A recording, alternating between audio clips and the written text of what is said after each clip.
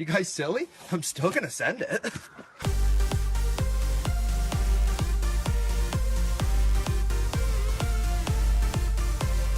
Just gonna send it!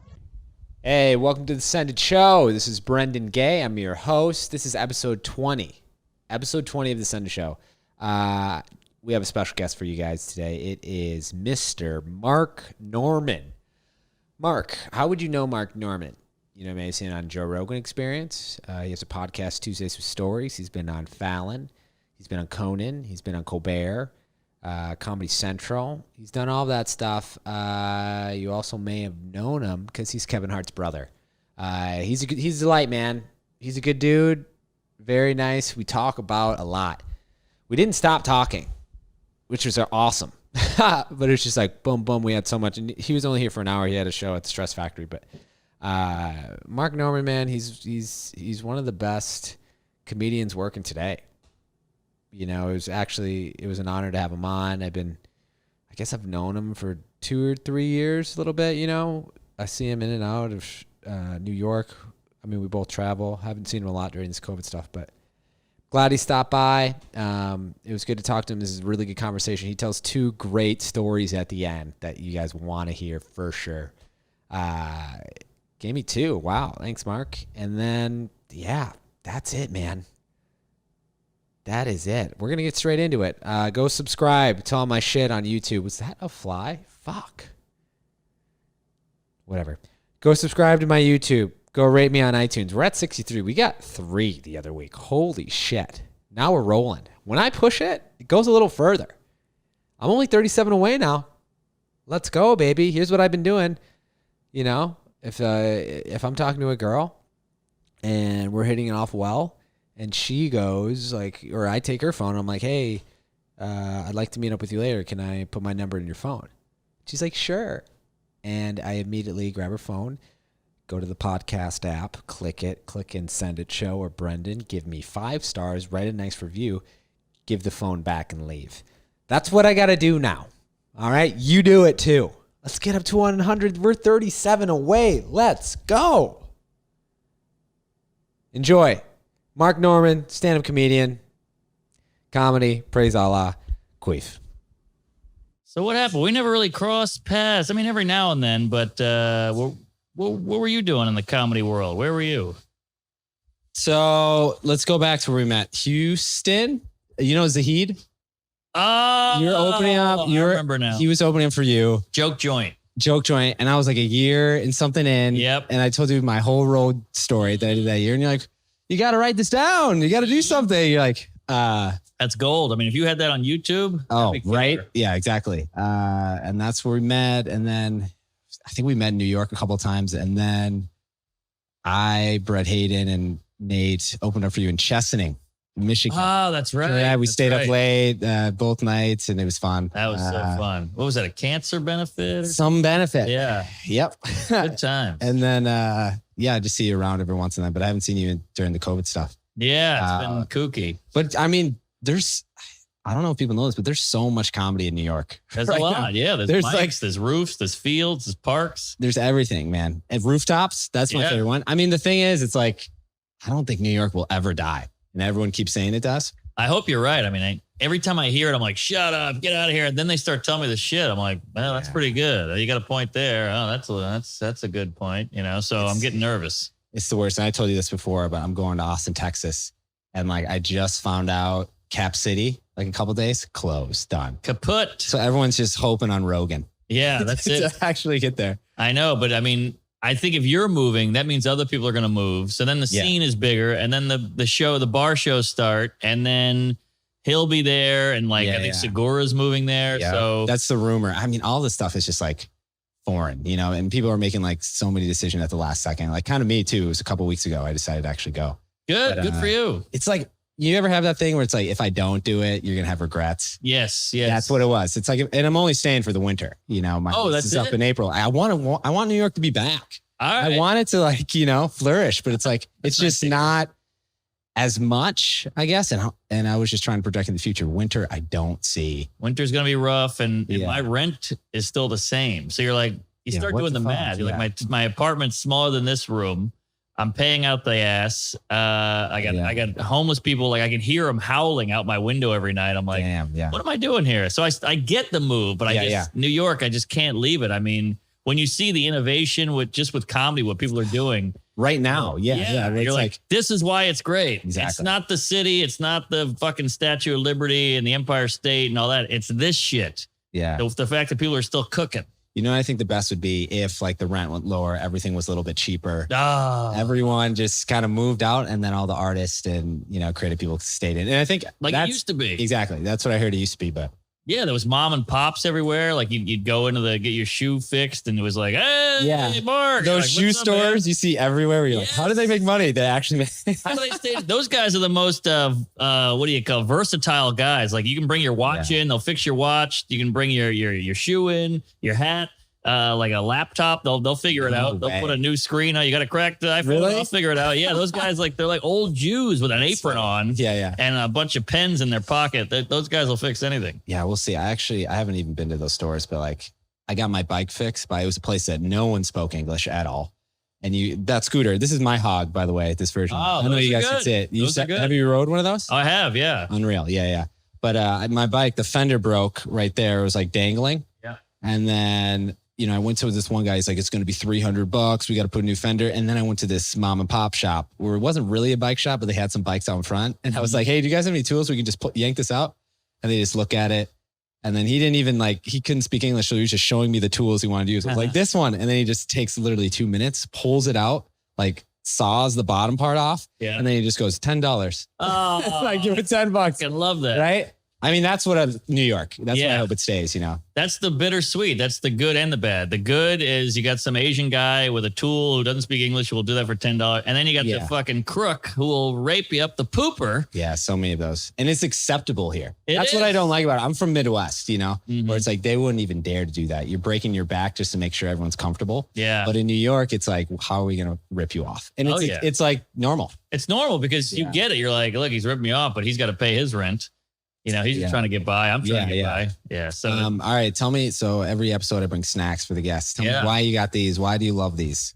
Well, this is going to sound queefy, but jerky, as a guy who was always broke, college broke kid, broke in high school, broke in comedy. Yeah. Jerky was always like, whoa, it's $6.99. Good Lord, for this pemmican or Jack Links. I would always stare at it like a Rite Aid, like, wow, I would love some jerky, but who's got $6.99 to blow on a bag of meat? I don't. Dude, okay, first of all, you said you're broke in comedy. For a comedian, you're doing well. No, I mean, now it's okay, but back in the day, I mean, I was broke for 7 years. Damn. And just making it work, like eating off people's plates. I had some great moves. I would go in a restaurant and I would just kind of hang on the wall. And then when people would eat like a plate of wings that have 12 wings, they eat 7 of them. Yeah. And I would go, hey, can I get this out of your way? They go, oh, thank you. And they just assume you work there. No one in New York really has a uniform. Yeah. So I would just take the plate away and eat at another table. It never failed. Damn. That's, you know what I just realized? I've heard so many podcasts that you're on. I've probably heard that story like 5 or 6 times. It's worked, man. It's great. I'm trying to get it out into the world. I've learned it. And now it's for someone else. Have you done I've heard this by a lot of comedians and I thought I was one of the few, but have you like slept on couch cushions for months at a time? Oh, yeah. Oh, nice. Dude, I dated a girl for years and we broke up and it was such a bad breakup that I was like, take the apartment. I'll leave.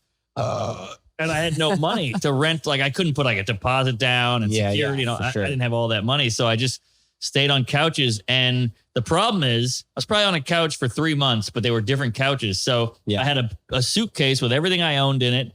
You know, I looked like a hobo. I had like a stick with a bag on it and a weed coming out of my mouth. Yeah. And I stayed on one guy's couch in Queens and one guy's couch in Staten Island, one guy in Jersey City. I saw the whole fucking tri-state area because I had nowhere to go. People are like, why do you always have your toothbrush and toothpaste in your backpack? Yeah. You're always deodorant there. I was like that the first like 7 months I moved here. I literally lived in a garage. I didn't find out till like 4 months later, me and another comic.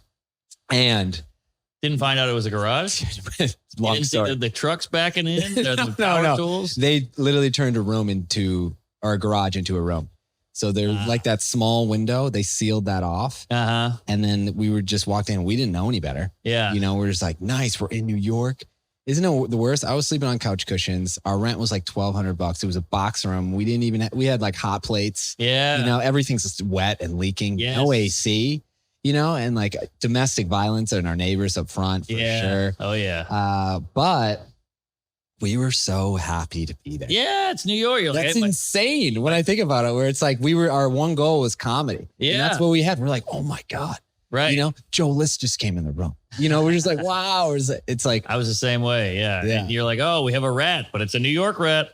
yeah, That right. made it fun. And I was taking Instagram. This is cool. yeah, I was such a dork. Like I'm from Louisiana, you know? So I saw all these guys on Comedy Central and YouTube and whatever, but I remember going to the Comedy Cellar and the Comedy Cellar was like, this fucking, it was like Carnegie Hall to me. And there was a mailbox across the street and I would sit on it and be like, oh, there's David Tell. Oh, there's Colin Quinn. Oh, there's Todd Barry. You know, Yeah. that was my night.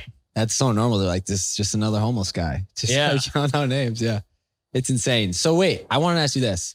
While this was all going on, like, well, everyone was moving and all these bigger comedians were like, hey, I'm going here, or I might be leaving. Were you thinking about it too? I thought about it, but I don't know. I feel like I'm so ingrained into New York and I need those multiple sets. Like, I know I talked to Theo Vaughn. He's like, I got to tell you, man, I kind of like this. I got some downtime and I'm Nashville, like, I don't want the downtime. I want to keep moving or else I get sad and weird and things start piling up. And you know, I need to get the shit out. And New York's the best place to do that, obviously. Yeah. You know, I always say if the treadmill isn't on, I won't run. Like people always say, you're so hardworking. I'm like, yeah, but if I'm not, I'm so lazy that it's gross. Like I'll gain 50 pounds. I'll do heroin. I'll go gay. It's a whole different world. be Bert Kreischer. Yeah, exactly. But so I got to keep moving. It's like a shark. If it stops moving, it dies. And I kind of have some of that. Man, at least you know kind of what you are good at or what you need, you know, because I'm still at the place where it's like, man, I took a big break. Like I did a club in June. Mm-hmm. So, and that was when no one was supposed to do it. And it was in Arizona. Oh, you know, so, and I'm going to tell you this, I'm sure you had this feeling too, but it was so great to be back. Oh, you're in the green room. You're talking to everyone. You just had a good set. You're like, oh, what about this joke? What about this joke? And you try a new one and it works. And you're like, dude, I almost cried. Honestly, like after you're like, this is why you do comedy. This is why you do it. And then it just like, I was like, man, I'm going to do all these clubs and get going again. And then the South, like they shut down again for a month. So I was like, dude, this is just keeps breaking me down. Yeah. Every time I get back up. And it's like, you got to get back up, but it was a big break. Same. You know? Yeah. You've been still, and there's not a lot of them, you know, there's probably 50 of them that I'm aware of that still go out and do the road and doing these drive-in movies. You're doing these, you know, doing these comedy clubs.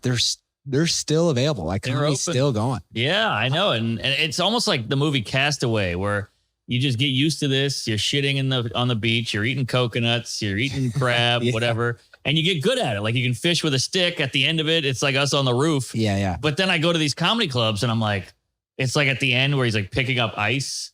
You know, I'm like, oh my God, look at this. It's fucking ice. I've never seen ice before and all that. And that's how I feel. I'm at a comedy club and I'm like, can I get a Stella? And they're like, sure, I'll be right back. You're like, whoa, there's a couch in here. That's unreal. And you're about to do, by the time this is out, you've already done a bit, the Stress Factory, dude. This weekend, have you seen it? Or I've done a few shows, like one-offs there. It's perfect. Wow. Okay, so that's Killer. Like, I had one of Tim Dillon's openers here and he was like, dude, it's the best. Vinny is doing everything he can to like make it comfortable with comedians and like the audience loves it and it feels like a comedy club or the closest thing to it. It's the closest you're going to get and it's in a tent and you don't have to fly. It's pretty great. So I'm excited. I can't wait. I'm pumped. You know, you used to hear guys like, I got to do the road this way. I got to go fucking Connecticut or whatever. And I'm like, I can't wait to go to Connecticut. I can't wait to go to Jersey. Right? I can't wait to go to DC, whatever it is. Cause you take it for granted. I took Santa for granted when I was doing it every day. And you're like, well, oh fuck, I got to do this road. You know, it's completely flipped. Now work is a vacation. Yeah. You know, it used to be like, I got to go to fucking Florida and do these gigs. It's going to be a paycheck, whatever. And now you're like, I get to go to Florida. And then when I come home, I'm like, fuck. Yeah, fuck. It used to be the other way. Yeah, for sure. No, literally people are moving their whole life to another city just to do stand up. Yeah. That's how great it is. Yeah. You know what I'm saying? All right, this is a serious question. Oh, please. Lay it on. Conolingus or Coronalingus? Which What's one? Crone? Coronalingus. Oh. I think meant Crohn's, like Crohn's disease, like asshole. That's the IBM, right? The shitting yourself when you can't control it. Is that Crohn's? IBM is a computer processor. I think. Oh shit! There we go. Yeah. What's the coronalingus? I'll do either. I don't care. Do either. What is that? I saw your Instagram and it was just like you're basically eating. Is this your girlfriend? Yeah. Your girlfriend out? Oh, congrats. Thanks. Your girlfriend out. And then with a mask on. Yeah, just a gag. Yeah, no pun intended. Just a fun joke, you know. It was that we shot that in like March when it was new and fun. Still like, whoa, we're quarantining. This will go away in 2 weeks. Let's make a video. Yeah. So I found it on my phone. I just reposted it. Nice. I'm a big. I talk about this podcast. I don't really have a fetish at all. But if I did have one, I guess it would be eating girls out. Really? I do that to everyone, even if they're new. Is that dirty of me? No, I'm the same way. I go right down there. I do the whole devil's alley, the asshole, the taint, the vag, whatever it is. Devil's alley. I just get lost in sex. I'm like, I want it all. And I'm licking, I'm poking, I'm prodding.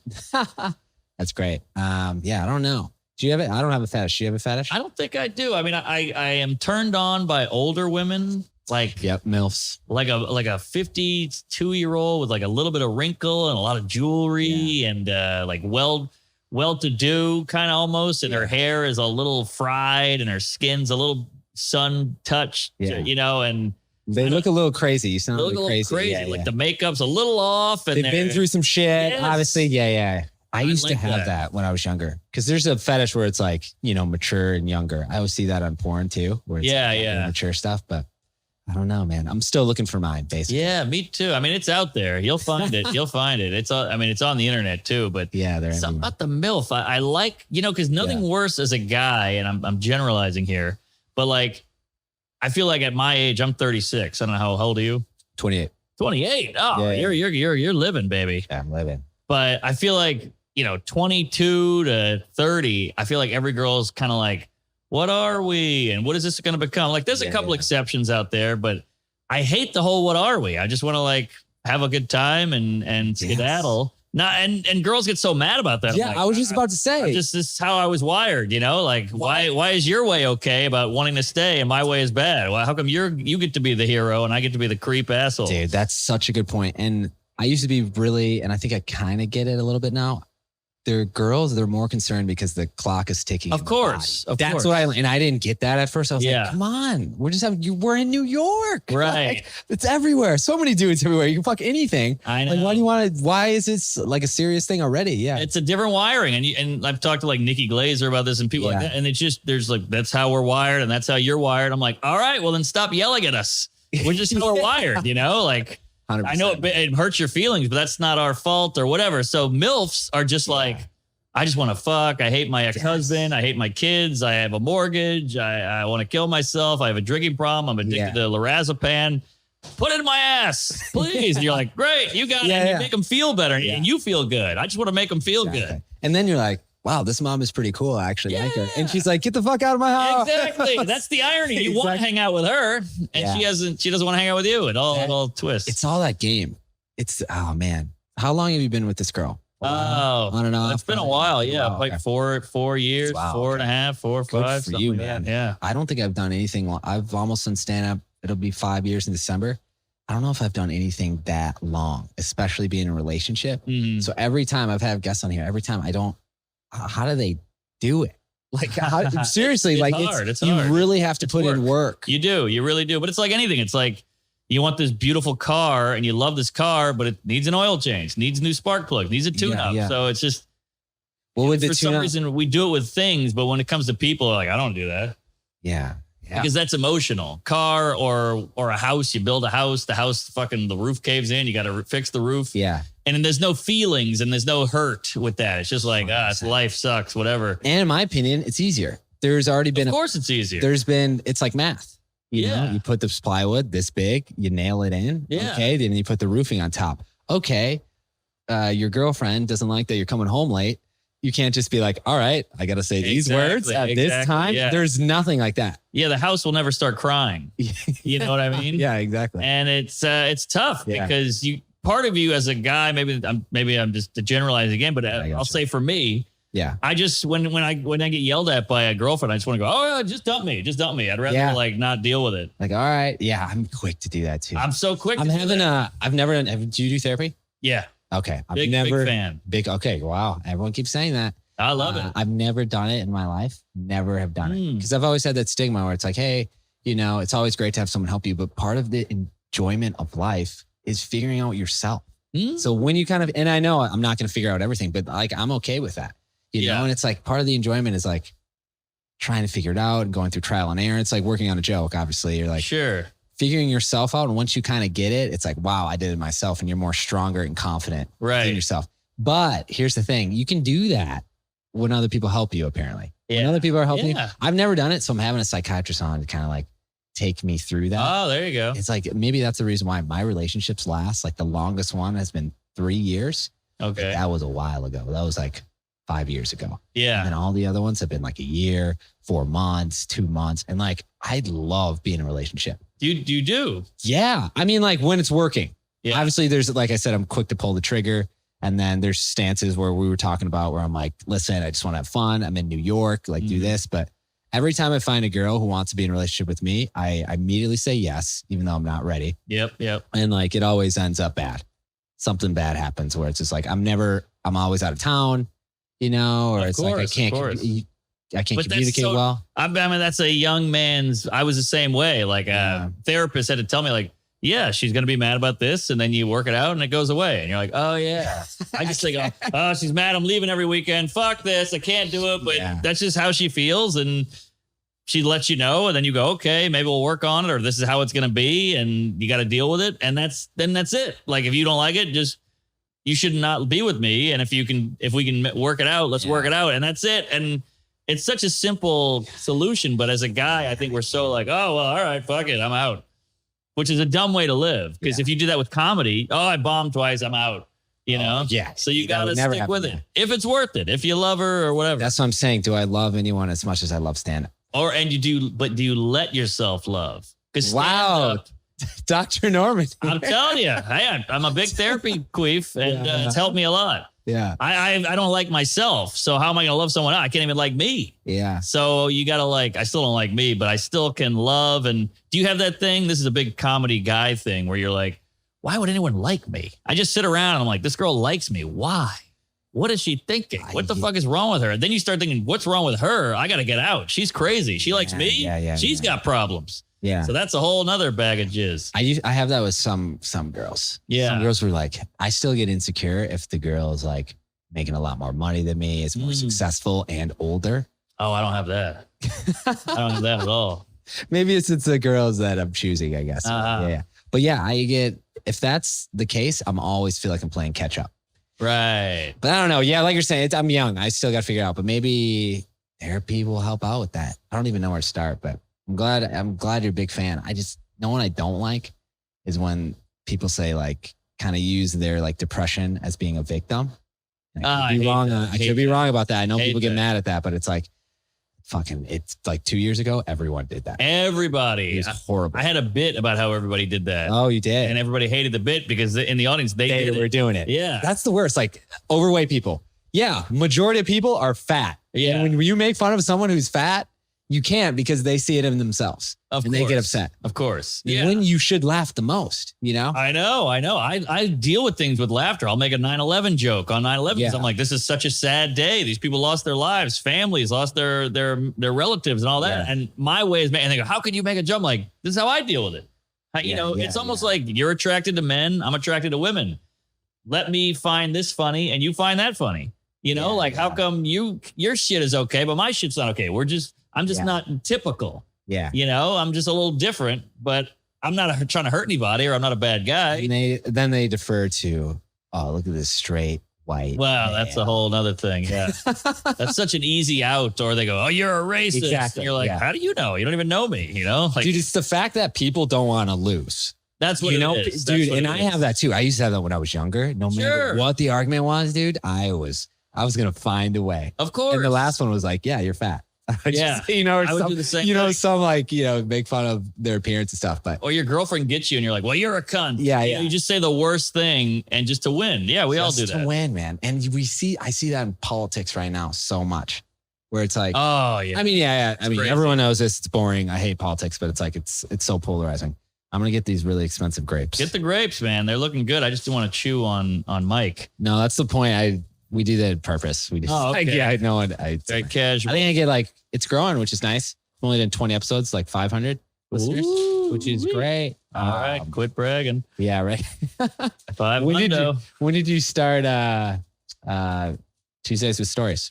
Oh, geez. We just hit 7 years like this week. What? Yeah, it's crazy. That's how long it takes to fucking grow a podcast. Yeah, we're finally cooking, making some money. I had no fucking idea. Getting some new fans. Yeah, it's been a long Dude, that's a survival. That's how you survive being a comedian right now. Patreon. Oh, yeah. You have a Patreon? Huge. Yeah. Oh, great. I'm not making as much as some friends of mine. Your Schultz and your Tim Dillon. Yeah, they're killing it. They're doing great. But me and Joe are just so lazy. I guess we could. We're like, oh my God, we made this much? Well, fuck it. Let's pack up and go camping. I'm like, these guys, though, they dedicate their whole life to the Patreon, basically. It's a full-time job, which is great, and they're getting paid for it, but I'd rather do other stuff too. Dude, 100% get it. I mean, look at all this you see in this room. Yeah. This all had to be bought for, planned for, put up myself. Like the amount of time, it's not even the money aspect, the amount of time just getting the furniture. Yeah. Aspects of getting a truck and bringing it all in. Yeah. And getting extra stuff. And like that itself takes, hundreds of hours. And it sounds crazy, but it's like, it really does. Oh yeah. Just to start a podcast. And I know you don't need all this. Right. You can have your phone. You can have a mic. This is good. You're doing it right. The thing that I don't like is and I don't know if you started like this with Joe with Tuesday Stories, doing all the uploading and the editing. Well, we got a little nerd guy for that. I do too now. Jack, thanks. Thank you, Jackie. But he does a lot of stuff, but it's like, you can always do so much more and more and more. It's like podcasts started like probably like 12 years ago, 13 years ago. Something like that, yeah. But now people are making tens of thousands of dollars a month from it. Yeah, it's crazy. And all the industry, because I started comedy 12, 13 years ago. Yeah. And everybody was, my agents, I was like, get me on a podcast out in LA. When I go to LA, just hit up some podcast people. And they're like, why? There's no money in that. I'm like, it's not about the money. They're like, they don't even pay you to be on it. I'm like, who cares? I'll make $20 at the Improv anyway. Yeah. You got me on that show. Put me on Bobby Lee's podcast. They're like, it's a waste of time. We're going to do a general meeting at Oxygen Network. Let them get to know you. And I'm like, nothing's going to come from Oxygen Network. Get me on Bobby Lee's. I'm trying to build a following here. And let me tell you now look at it. Now it's all flipped. That's what I'm saying. They got to know now. That's the way to go. Now they know, but now YouTube is the new podcast, I think. Yeah. Everybody's like Netflix, HBO, whatever. HBO's got more Max Plus. Now it's like genders. How many are there? I can't even keep up. But YouTube is like, look at Schultz, look at Tim Dillon, look at like Rogan's thing is on YouTube basically. Yeah. And everybody's like, YouTube, there's no money in that. I put my special on YouTube, Sam, Liz. 3 million. They're killing it. Joe is going to get 4. Oh, Sam's about to hit 4. Yeah, Joe hit 1 million yesterday. And you're like, I'm at 3. And you're like, you idiots, it's happening again. But they go, there's no money in that. Like, it will be money. Yes. You can't see the industry. They think they're, high and mighty because they're millionaires and they deal with these big stars. Hey, we got Jerry Seinfeld, we got Ellen on our thing. And you're like, I know, I get it. So you're all, in your mountaintop on your ivory tower, but everything kind of crumbles and the foundation's not there. It's not there. And the waves keep crashing. And before you know it, you're out to sea. You got to stick with the shore. Yeah. Keep an eye on the shore. You got to stay hungry. That's where the food is. And they're like, they're not starving. Right. Right. You know what's interesting? So and I know there's so many comics that think the same way I do. You think so? Oh, about this. Okay. About you, Tim Dillon, about Schultz. And I think you've started doing this the last, couple of years where you guys are really doing it yourself. Yes. I'm not saying obviously you get help from friends, but like, listen, you hired your own guy for your podcast. Yes. Okay. You work one-on-one closely with your agent. Completely. And you're putting out all the Instagram stuff you put out, all the stuff on YouTube. It's like, networks, obviously they can help. They can do stuff, but it's like what you guys are really showing young comics, you can really do it yourself in multiple avenues. Yeah. That's huge. You know what I'm saying? Because like, that's all we have, for developing comedians. You guys are the blueprint. And when you see like, you see like a, Dave Chappelle or like a trying to think, or an Ellen, example where they're very industry. They're very driven by, their production companies, their managers, their agents. I'm not saying that's bad, but like, well, they've made it to that. They made it. Yeah, true. Yeah, true. But man, I'm telling you, you guys are so much more free. Like Schultz does whatever the fuck he wants. Schultz is killing it. Schultz is on another level. No, you got to think this guy was shot down by everybody. I mean, network after network would not put him on, and he's clearly talented. He's writing all this good shit. I mean, his news show, whatever you call that. What's that? You hear about that? No, what happened? I'll tell you after. Okay. Yeah. But like that show is so good. It gets like millions of views. It's better than the Daily Show or his monologues. Yeah, those monologues, they're amazing.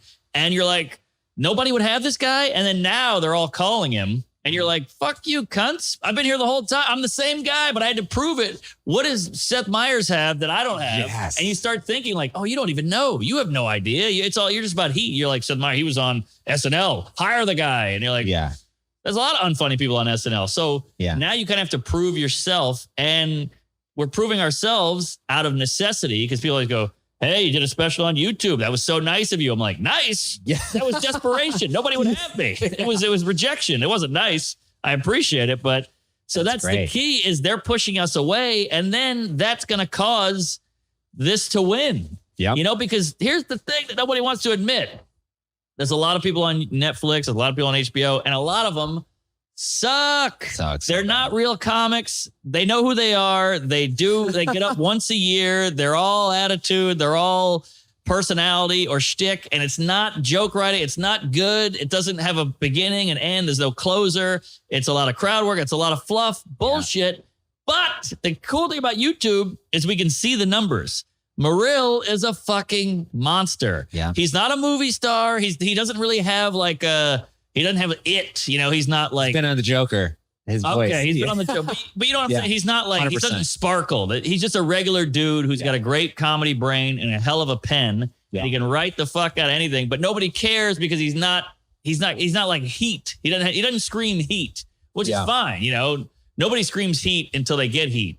You think Jerry Seinfeld in the club, you're probably like, who's this fucking corny Jew? Yeah. Yeah. But Sam's like that, but he's so much better than most of the people on Netflix. Yeah. Even the most popular one. And you're like, what is it? What does that have to take? And it has to take you putting an hour out there, maybe another hour even for free and letting the numbers speak for themselves. But it's so unfair because other people go, hey, I have an hour. And you go, well, you're in a wheelchair. Put them on. There's a gimmick. And you're it's like, to me, the numbers don't lie. The wheelchair comic's going to get a couple novelty picks. All right, let me check this out. Oh, I made a joke about how he's on a roll. Got it. Moving on. Oh, who's this guy on YouTube? Wow, that's a great joke. That's a great joke. Yeah. That's a great joke. And the quality counts. Yeah. People are forgetting about quality. We're going with like diversity, which look, I get it. Diversity is great. For sure. But it should be funny. I mean, it's so weird when they hire this unfunny black chick. I'm like, there's plenty of funny black people. Yeah, there's a lot of great black comics. You pick this one just because she's black. You're a fucking idiot. It's crazy. They don't know. No. Dude, yes. And I think a lot of people are like thinking this as well. Okay. What you explain, I mean, I hope. And if they're not, they're going to be behind. Like it said, they don't have the foundation. Or they'll try to cancel you to just ruin you. Yeah. That's the other thing. They go like, they're trying to win again. Yeah. This guy's killing it. This guy's killing it. It's like, you don't know what that guy had to do just to get there. That's what I hate when you're like, you see a guy like List, like, oh, he got 1 million views. I go, fucking white guy, gets everything. Like, gets everything. This guy's 20 years in. He's fucking poor and ugly. Yeah. What are you, crazy? Like, you act like he just like woke up and got this YouTube special with 1 million views. He had to work for that. Like other people go, I have an hour, and you go, great, put him on Netflix. This guy has been fucking struggling his whole life, and he gets a free set on YouTube, and people want to hate on that. You're like, you don't know the backstory. Yeah, you just see the beginning part. Yeah, man. Sorry, I went off there.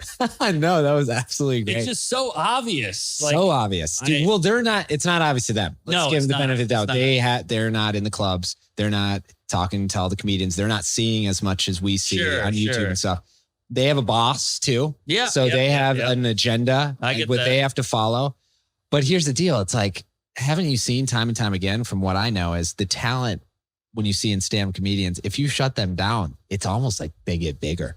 Think of, I mean, I know we keep using Schultz as an example. Look at Ali Wong. Look at Ali Wong. Yeah, exactly. Killer. killer, dude. But she also got, that was kind of back when Netflix was still like, let's give this person a shot. I see what you're saying. But those days are kind of over.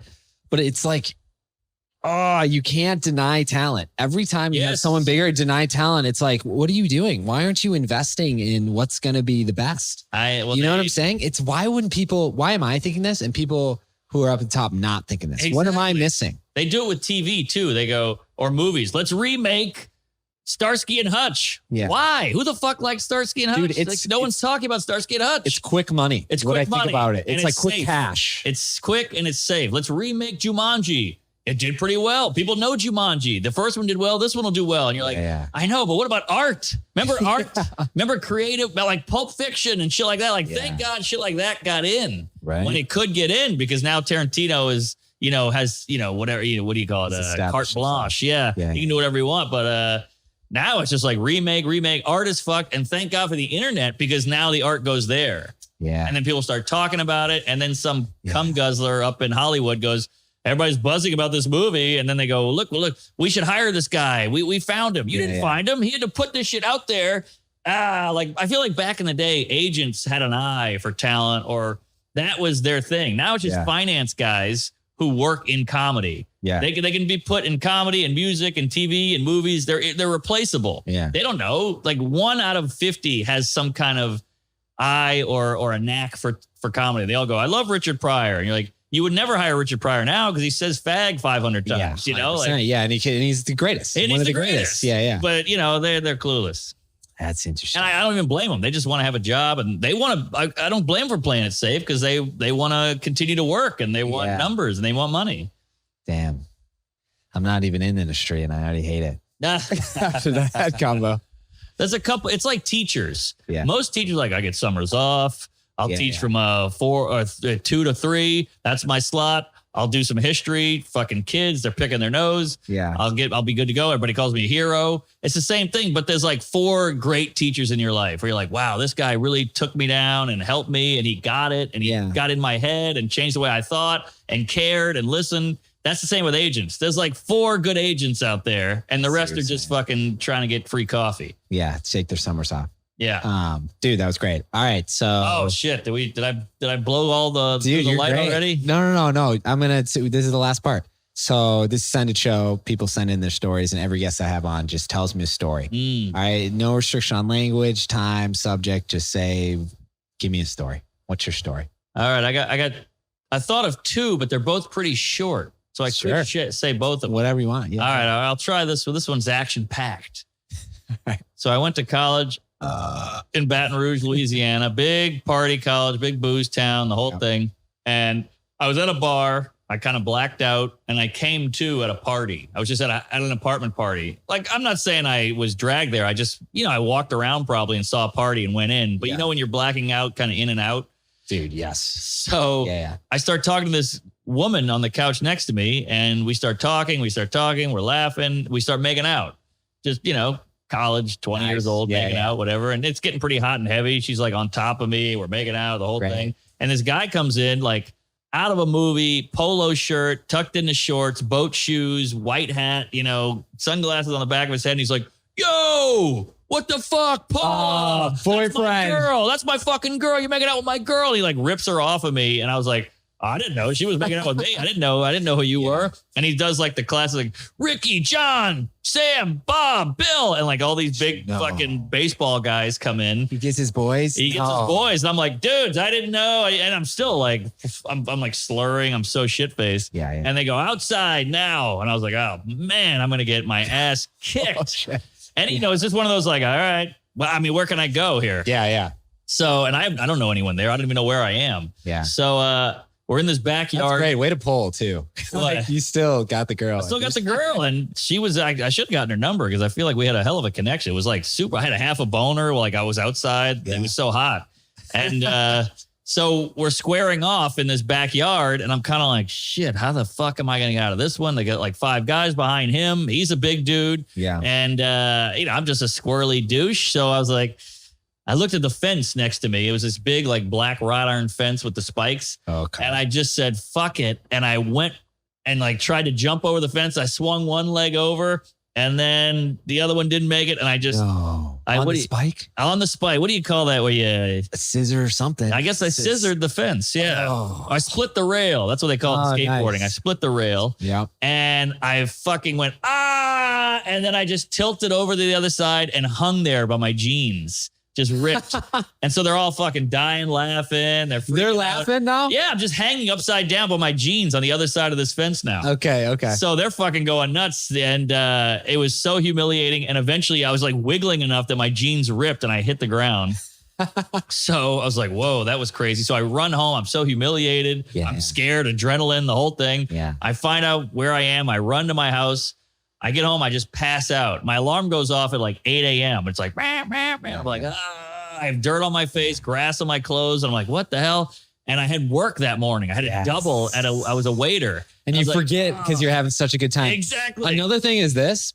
They didn't beat you up because it was so embarrassing what happened. So you kind of got out of that. I got from a joke. From they're like, oh, that was funny. All That's true. That's true. But I mean, I still fucked myself up on this fence. Yeah. So... But yeah, I got out of the fight, but it was so humiliating that they were like, let him go. Yeah. And they got a kick out of it. So I wake up and I'm like insanely hungover. I got dirt on me. I'm like, what the fuck is going on? And I just had like a general pain, because I split a fence. Yeah. So I throw my work uniform on, I throw my shirt on, I put my shoes on, and I go to work. And I'm like, man, my fucking balls are killing me, like really hurting. And I'm kind of starting to sober up and whatever. And I have a cup of coffee, yada, yada. And I go, man, my balls. And I go, I got to check this out. So I go in the bathroom, I drop trow, I look at my sack, it's ripped. No. My sack is ripped. It just, there's like a piece of skin hanging off my ball sack like that. It looks like it's black. It's like dead skin. Oh, no. And I was like, because anytime you see something going on with your balls, it's fucking terrifying. Sure. Yeah. So I go to my boss. He was an old Nam vet. He had a mustache and everything, big, scary guy. And I go, Mr. Allen, you got to let me go. I got to go to the hospital. And he's like, you're not going anywhere. We're about to have a brunch rush. It's about to get slammed in here. Shit. We're short staffed. You're not going anywhere. And I was like, sir, please, this is an emergency. He's like, oh, you're falling for that one. I fall for that one before. You smell like booze. I'm not buying it, Mark. I was like, all right. Let me show you my balls. Exactly. Yes. I bring him in the bathroom and I go, look at this. And he goes, get the fuck out of here. This is a Nam vet. Yeah. So I go to the university medical center, whatever, and they are like, we can't have you. We're whatever. So I had to get in my car. I went to the real hospital, like the emergency room. I sat in the waiting room for 3 hours. I fell asleep in the waiting room. I remember, and I heard Norman, Mr. Norman. I was like, and I got up, went in, showed the guy everything. He's like, holy shit, this is serious. If you would have waited like another day, you would have lost this ball. Cause like I cut some air hole or the vein. I don't know. Something happened. Yeah. So he's like, we're gonna knock this out right now. What? So he shot a big needle into my ball sack to numb the pain, which was very painful. Yeah. And then he stitched it up right in front. I watched the guy stitch my sack. So you weren't put under? No, I even asked. I was like, just knock me out. He goes, I can't, because something with the ball sack and the brain, you can't go under. I don't know, doctor talk. And I was like, he's like, I'm going to make him watch. Yeah. So I was like, I'm like, how about those jets? And he's just sewing me up. We had like a conversation about, fishing. Yeah. And I got out of there. And I remember there was a girl, like a nurse, and she was really pretty, a cute blonde lady. And she had to put Neosporin on the stitches. Like once they're done, they have to put some cream. So that was super awkward because your dick is the size of an acorn. Because you're in a cold hospital room, there's like a guy like stitching you up. The balls are swelled, so it makes your dick even smaller. Exactly. So I got a turtle head pop. And she's putting Neosporin on. Oh shit! You're like, let me come back. Yeah, it looked like a grape on top of a softball. Yeah. So that was embarrassing, and I had to wear a jock strap for a full month just to like keep everything together and supported. And then I had to go back a month later and get the stitches removed, which is a whole another bag of shit. And you didn't get the girl's number. No, I didn't get the girl's number. But I still have a scar on my sack. That's fucking great. Yeah, I can show anybody if they want to see it. It's still working, 100%? Everything's working. Everything's good to go. And I tell you, I've seen a nut. I know what they look like. Wait, your own? I got to see in the bag. What is it? It looks kind of like a peach pit. It's purple with all these, veiny lines on it. It's pretty wild. That's great. Yeah, pretty cool. But just goes to show you, That's a great Don't story. make out with a random gal at a party. Yeah. Jimmy, John, all these guys. Little did they know their balls are about to be open. Yeah. I mean, even if it was just that guy, I would have gotten my ass kicked. But the fact that he had 7 lacrosse buddies there, it didn't help. That was great, man. That was an action-packed story. You can tell another one, or you can plug your stuff, whatever you want. Well, let's see. How are we looking? 250. Here's a quickie. Oh, yes. All right. So if I had a Patreon, this would be the Patreon. I got, it's not 250. I got time. All right. So grew up in a poor black neighborhood in New Orleans. We got robbed constantly. Everybody thought we were rich because we were the white family in a big house, yada, yada, yada, backstory. And we got robbed so much that the police knew us. So like, oh, the Normans again kind of thing. Unreal. It was the 90s. So it was a little more landline-y and community field. It wasn't like all the internet and everything. So the cops eventually go, all right, talking to my dad, they're like, look, you've been robbed so many times. I think we have a good chance of catching these guys if we just randomly stay in your house overnight. So like, we're just going to stake out in your kitchen, and we'll probably, maybe by law of odds, we're going to catch somebody because people got away with so much crime back then. Oh, if they're like, crazy. Hey, we're going to catch these guys because they're going to come back for Crazy. sure. Yeah. We had like an alarm system, like the beep, beep, beep, but it would just go woo, woo, woo, woo, woo. And then they would go, all right, let's leave now. Yeah. And that was it. But so we got robbed so much. And I was such a scared kid because you would just be in your bed at 2 a.m. hearing woo. And you're like, wow, there's somebody in my living room. So scary. Just a random crazy guy in my living room. So that was childhood. So these cops are like, we're going to stake out in the kitchen from like midnight till 6 a.m. just in case. Yeah. And we're like, I was so excited. I'm like 9 and there's cops in the living room. I felt so safe for once in my life. And it was so cool. I just kept picturing them tackling the guy and putting the cuffs on him and the whole thing. So I could barely sleep because I was so excited. And I run downstairs like 7 a.m. just picturing them putting a guy in a paddy wagon or hitting a guy with a club. And I run downstairs. The whole kitchen was wrecked. It was like looted. They ate all the food because they were there for 6 hours. So they got bored. And so they ate every Pop-Tart, all the cereal. They drank all the milk. They took all the leftovers. Out of boredom, we got robbed again. I was going to say, they robbed you. They robbed us. It was just a different kind of robbery. We let them in. That's nuts. That's and then did they like, what did your dad say or your parents say? Were they just like, they were cool. They were like, what are you going to do? The cops, they had to eat something. And I'm like, I know, but now the corn pops are gone. Your parents must have been super nice people. Super liberal, open-minded, like just giving, generous, and I to a fault. Yeah, right. It really hurt them, I think. Yeah, 100%. Like I would get my bike stolen, I'd come home crying, and my mom would go, they need it. Yeah, they need it more. And you're like, I know, but I need it too. But they know that you're going to say that too. They're like, they know you're nice. So it's like, they're going to take it. Yeah. They're very passive. That was great, man. All right. Plug your stuff. Plug what you need. Hey, Mark Normand, comedy.com is the website. I have a pod called Tuesdays with Stories. Check me out on the Twitter. I'm writing jokes every day. I got, what do you call that? Instagram at Mark Normand, all kinds of videos, queefs and anals. And check it out. Praise Allah. Come to a show. Say hello. All right. Thanks, man.